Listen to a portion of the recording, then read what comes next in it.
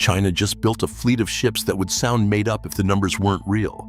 One of them can lift 12,000 tons in a single boom. One of them carried 3 people down to 10,909 meters, the bottom of the Mariana Trench.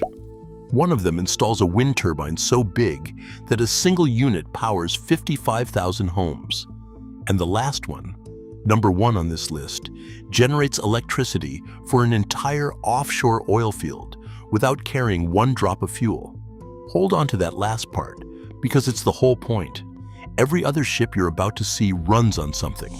Marine diesel, heavy fuel oil, a generator burning gas around the clock. Every one of them needs a tanker to show up and refill it. Number 1 doesn't.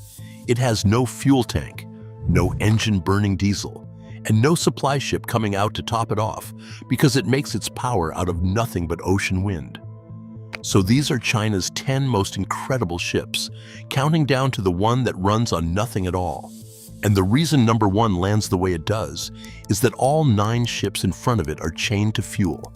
Watch that chain build, because the last ship is the one that finally snaps it. Number 10. Xue Long 2. This is the first polar icebreaker China ever built entirely at home, and when it entered service in 2019, it broke the country's reliance on foreign-built ships for the ends of the earth. Its job is to reach places almost nothing else can float. Xue Long 2 works both poles, cutting supply routes through the Arctic ice and running all the way down to Antarctica to resupply research stations and carry scientists where the map basically stops. The clever part is how it breaks ice. Most icebreakers only smash forward, bow first. This one is dual direction, which means it can spin around and chew through the thick pressure ridges stern first, grinding the ice up with its propellers when the bow alone can't punch through. That single trick lets it work ice that would trap an older ship. But none of it happens for free. Xue Long 2 shoves through multi-year ice several meters thick and forcing a steel hull through frozen ocean burns an enormous amount of marine diesel. It carries that fuel with it, thousands of tons, because out in the polar dark, there is no port for a couple of thousand miles in any direction. And this matters far beyond one ship. Control of the Arctic shipping lanes is turning into one of the biggest strategic prizes of the century, and an icebreaker is your ticket into that game. Russia runs a whole fleet of them, and the United States has struggled to field more than a couple. So a country that can now build its own polar ships at home has quietly changed the balance at the top of the world. So the very first ship on this list already shows you the rule number 1 is going to break. To reach somewhere hard, you burn fuel to get there and burn more to stay. Which raises an obvious question. Once you're out over the deep ocean, how do you drill into a seabed almost 2 miles straight down? Number 9. CNOOC 981.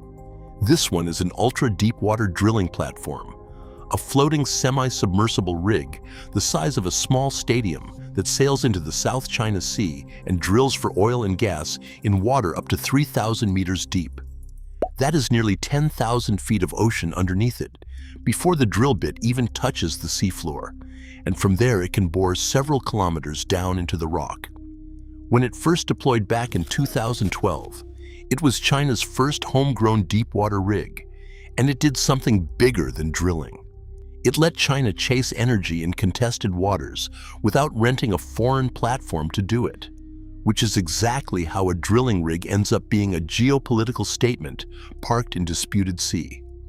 In 2014, this exact rig set off a tense standoff at sea, when it was moved into waters Vietnam also claims, and ships from both sides ended up circling each other around it for weeks. Here's the detail that matters for later. A rig like CNOOC 981 is a floating city that has to power itself completely. The drilling gear, the crew quarters, the lights, and the thrusters that hold it dead still over the well against wind and current, all of it runs on diesel generators burning day and night. When the tanks run low, a supply boat makes the long haul out to refill them. This is the exact kind of offshore infrastructure that number 1 was designed to feed one day, So lock it in. A rig at sea, burning imported diesel just to stay alive. Now, what if you wanted to explore that same ocean without risking a single human being? Number 8. Zhu Hai Yun. Zhu Hai Yun is something genuinely new, an unmanned intelligent mothership. There is no captain and no crew steering it. It runs on artificial intelligence, sailing itself out to sea and then launching an entire fleet of robots from its deck. Drones in the sky, robot boats on the surface, and unmanned submarines below, all mapping the ocean at the same time. It can deploy dozens of these machines at once and coordinate them with nobody standing at the wheel. When it launched in 2022, it was the first ship of its kind anywhere in the world. It is a real leap, and it quietly changes what ocean research and ocean surveillance can even look like, because you can send it into a storm or into sensitive water, and no human being is in danger if something goes wrong. Chase a typhoon, watch a stretch of sea, map the seabed, all with an empty deck. That is also exactly why navies around the world are watching this ship so closely, because a robot mothership that can quietly park off a coast and launch dozens of sensors is not just a science tool, and everyone knows it. But strip away the autonomy, and the ship underneath is still a ship. Zhu Hai Yun still burns fuel to sail, still has to come back to port, still runs on the same energy every other vessel here depends on. The brains are brand new, the tank is not. So far, every ship has moved things or explored things. What about a ship whose entire purpose is to tear up the seafloor and build brand new land out of it? Number 7. Tian Kun Hao. They call this one the Magic Island Maker, and the nickname is earned. Tian Kun Hao is one of the largest self-propelled cutter suction dredgers in Asia, a ship built to reshape coastlines. It lowers a spinning cutter head onto the seabed, grinds through sand, rock, and hard clay, then pumps that material up through pipes and out to build harbors, deepen shipping channels, and pile up entire artificial islands where there used to be nothing but open water. If you have seen the man-made islands that reshape parts of the South China Sea, some of which now carry runways and radar, this is the class of machine that makes that possible. And there is a strategic story hidden in it.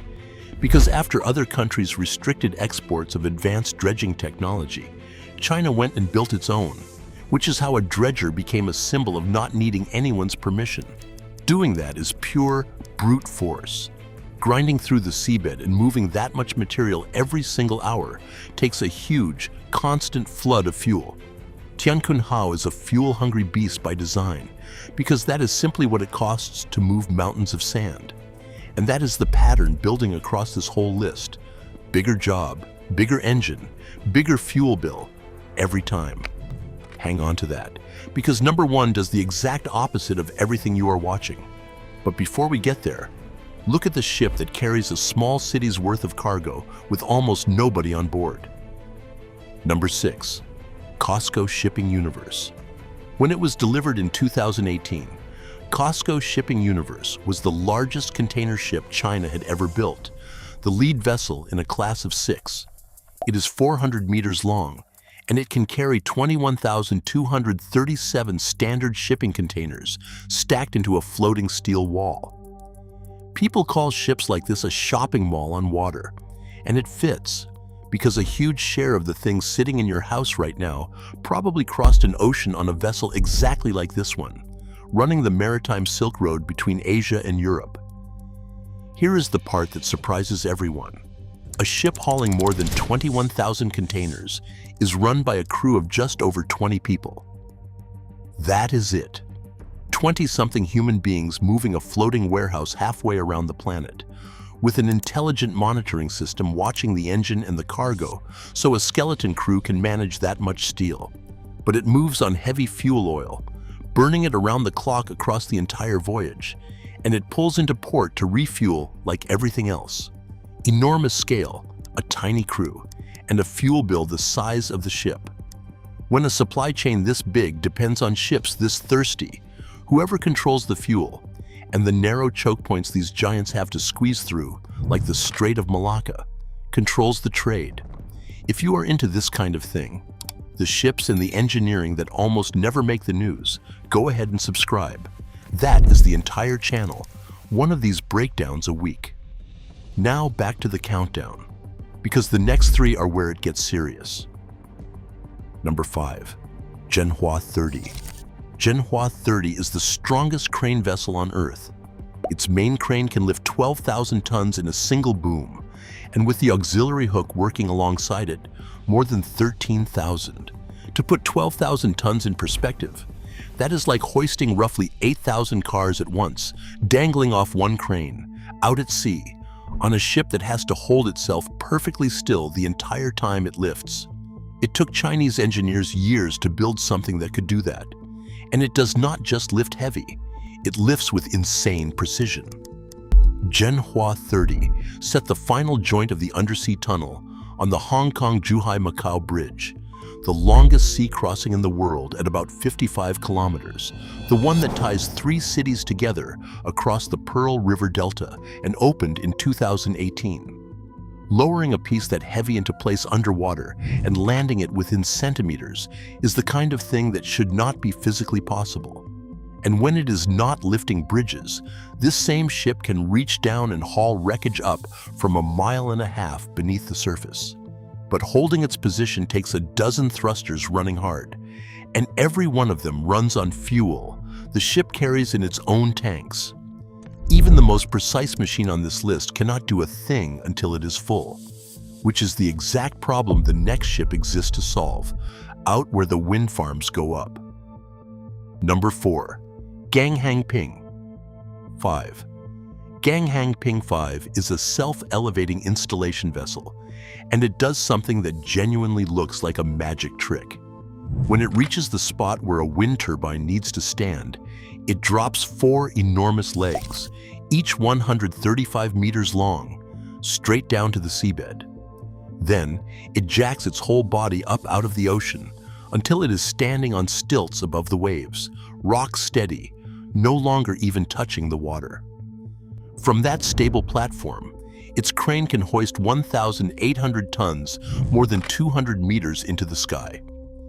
It set China's national record for lifting height, and it can carry 2 complete 20-megawatt turbines to the site at once, or a single set of the largest ones ever made. So why does it need to reach that high? Because of what it puts up there. Ganghangping 5 is built to install the largest offshore wind turbines in the world, the new 26-megawatt giants, with a rotor over 310 meters across and a tower taller than a 60-story building. And here is the number the title promised you.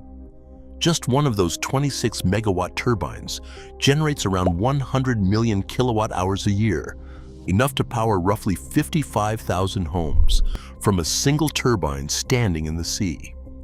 To put that in perspective, one of these single turbines makes as much power in a year as it would take a small coal plant to produce, except it burns nothing to do it. This ship exists to plant those giants in the ocean, one at a time, and China is now installing most of the world's new offshore wind turbines every year, at a moment when a lot of offshore projects in the United States and Europe have stalled out on cost and permits. The gap in who can actually build this stuff at sea is widening fast, which sets up the strangest twist on this entire list, and it is waiting for us at number 1. But first, a ship that went somewhere no fleet had ever carried people before. Number 3, Fendouzhe. Fendouzhe means striver, and in 2020 it carried 3 people down to 10,909 meters into the Challenger Deep at the very bottom of the Mariana Trench. That is the deepest point in the ocean, just short of the all-time record for a crewed dive. To picture it, you could drop Mount Everest into that trench and its peak would still sit more than 2 kilometers underwater. The pressure down there is over 1,000 times what you feel at the surface, enough to crush almost anything not engineered to survive it. On that expedition, the sub made more than a dozen dives into the abyss, live streaming from a place fewer people have visited than have walked on the moon. Only a small handful of nations have ever put a crewed vehicle at the true bottom of the ocean. And Fendouzhe planted China firmly in that club after a decade of building toward it, using a submersible made almost entirely from its own technology, with robotic arms scooping up samples in the dark.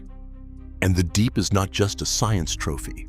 The seabed down there is loaded with the metals that batteries and electronics are hungry for, so reaching the bottom is also a claim on what might one day be mined from it. It is electrically powered for those hours in the deep, which sounds like a break in our fuel pattern, right up until you remember how it gets there. Fendouzhe rides out to the trench on the back of a full-sized mothership that burns diesel across a month of open ocean just to reach the dive site. The sub is silent. The ship carrying it is not. So we have been to the poles, to the deep, and across the sea. Now look up at the single most powerful warship China has ever floated. Number 2, Fujian. Fujian is China's newest aircraft carrier, the Type 003, and it is the first carrier ever built outside the United States to use an electromagnetic launch system, the same catapult technology on America's most advanced carriers.